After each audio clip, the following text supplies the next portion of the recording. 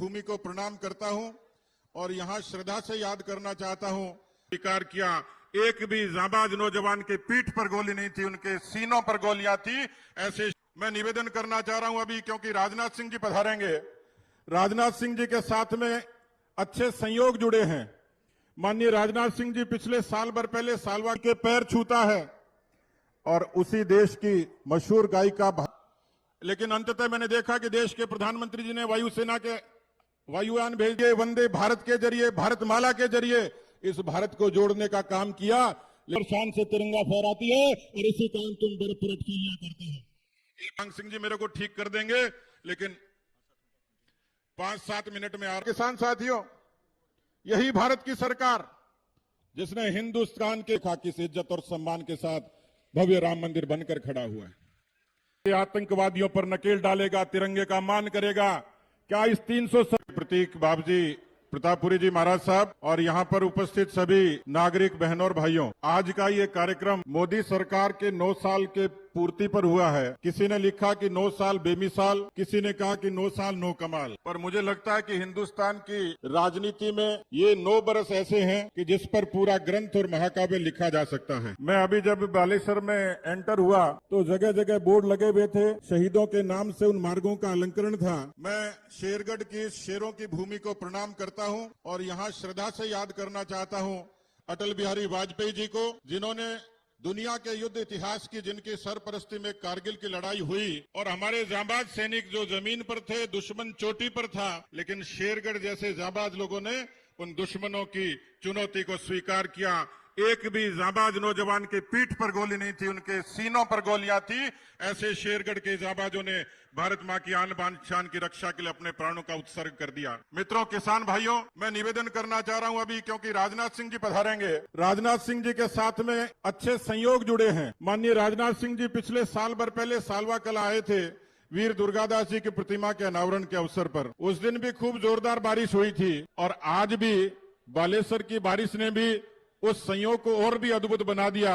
लेकिन जिस तरीके से प्रधानमंत्री मोदी जी ने लोक कल्याण की बारिश की है, गरीब कल्याण की बारिश की है, किसानों के लिए, जवानों के लिए, महिलाओं के लिए, नौजवानों के लिए, उन योजनाओं से भारत का जीवन बदलने की कोशिश की है।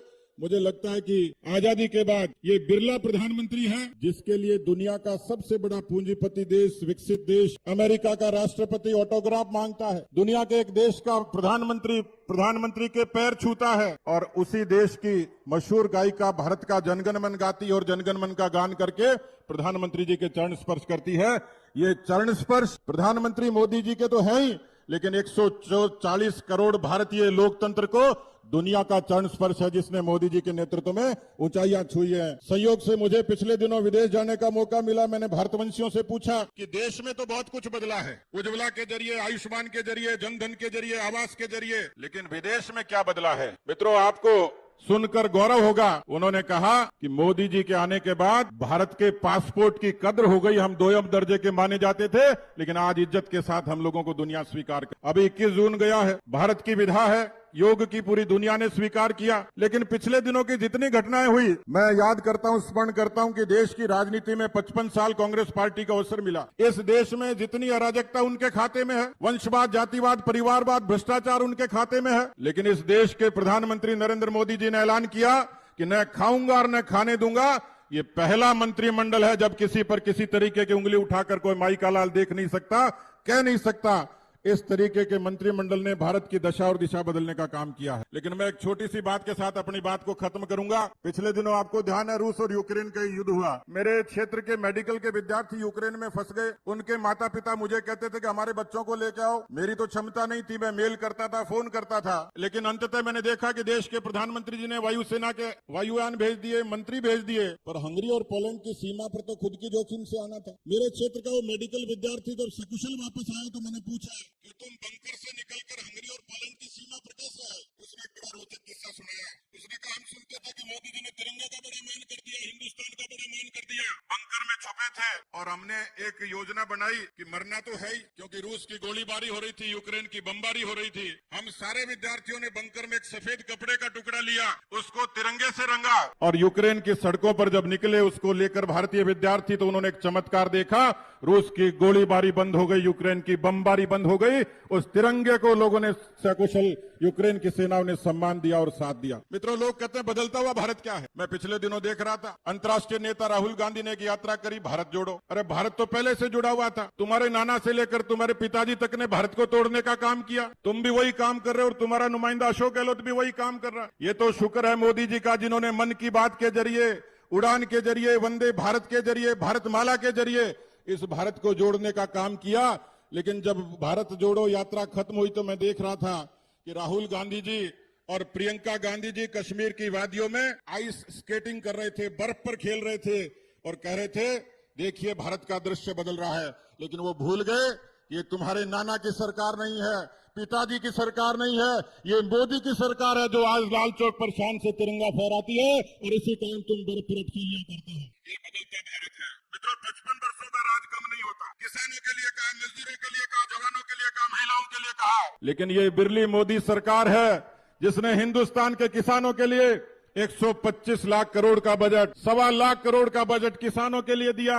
और किसानों के लिए मैं अभी रास्ते में पूछ रहा था कि बाजरा आजकल क्या भाव बिकता है। जो बाजरा 1100-1200 बिकता था, सांग सिंह जी मेरे को ठीक कर देंगे, लेकिन 5-7 मिनट में आ रहे हैं, मुझे ये कहा है। मैं सांग सिंह जी मेरी बात को ठीक करेंगे, लेकिन अपने यहाँ बाजरा खूब होता है और बाजरे की कीमत इस समय है 2500, 2400, 2500 रुपए। ये मोदी सरकार की करामात है, जिसने अमेरिका तक श्री अन्न के रूप में बाजरे को पहुंचाकर पूरी दुनिया में राजस्थान के किसानों को ताकत देने का काम किया है। मित्रों, किसानों के लिए जो सबसे बड़ी योजना है वो योजना है प्रधानमंत्री किसान सम्मान। छोटा किसान साहूकार से छोटे छोटे कर्ज लेता था, आज दुनिया की सबसे बड़ी डायरेक्ट बेनिफिट ट्रांसफर स्कीम है। केवल देश की नहीं, हिंदुस्तान की 11 करोड़ किसानों के खाते में 2.5 लाख करोड़ रुपया सीधा जमा हुआ है। मोदी साहब के किसानों के प्रति समर्पण से हुआ है। मैं आदिवासी क्षेत्र के दौरे पर था, एक आदिवासी किसान खेत में काम कर रहा था, मक्का की खेती थी। मैंने पूछा क्या प्रधानमंत्री जी के 6,000 रुपए तुम्हारे खाते में सीधे आते हैं? उसने कहा जी आते हैं। मैंने उससे मजाक करी कि 6,000 रुपए में क्या होता होगा। उसने मुझे देखा ऊपर से नीचे तक, मेरी गाड़ी को देखा, कहा बाबूजी आपके लिए नहीं होता होगा, लेकिन मुझे साहूकार से जरूर मुक्ति मिल गई और ये मुक्ति दिलाने का काम नरेंद्र मोदी जी ने किया। और इसलिए मित्रों, इस देश में जितने बदलाव हुए वो बदलाव के कारक प्रधानमंत्री जी बने। सामान्य बात नहीं। मैं जानता हूं, मैं गांव से आता हूं, चूरू जिले के सुदूर गांव। मैंने अपनी दादी को देखा है, अपनी माँ को देखा है, जो उस गांव में अंधेरा होने का इंतजार करती थी। ऐसी कितनी माताएं बहनें थी जिनकी सुरक्षा पर, जिनके आरोग्य पर, जिनके सम्मान पर सीधे उंगली उठती थी। एक प्रधानमंत्री के लाल किले की अपील ने हिंदुस्तान की माताओं बहनों को इज्जत घर बनाकर 10 करोड़ से ज्यादा शौचालय बनाकर उनकी सुरक्षा और सम्मान की चिंता की गारंटी। धुएं से मुक्ति आसान नहीं थी। शहर के लोगों के तो गैस कनेक्शन मांगते पर मिल जाते। आजकल गांव गांव में आवाज लगती है कि गैस आ गई ले लो। कोई कल्पना नहीं कर सकता। आज कांग्रेस के लोगों के पेट में दर्द जरूर होता है, लेकिन कल्पना नहीं कर सकता कि उन गीली लकड़ियों से जो माँ, जो बहन, जो बेटी रोटी बनाती थी, आज उसके घर में गैस का चूल्हा। मित्रों, नौजवान भाइयों, किसान साथियों, यही भारत की सरकार जिसने हिंदुस्तान के बुनियादी बदलाव को दिशा दी। मैं 2 बार कार सेवा में गया। अयोध्या की उस पावन पवित्र भूमि पर एक मुलायम सिंह का राज था, जब कार सेवकों पर गोलियां चलती थी। कार सेवक शहीद हो गए, लेकिन कभी मन में ये कल्पना नहीं कर सकते थे कि कभी राम जी का मंदिर बनेगा। लोग उपहास करते थे, रामलला हम आएंगे, मंदिर वहीं बनाएंगे, लेकिन बीजेपी वाले तारीख नहीं बताएंगे। अरे कांग्रेस के मित्रों, देख लो, तारीख भी बता दी।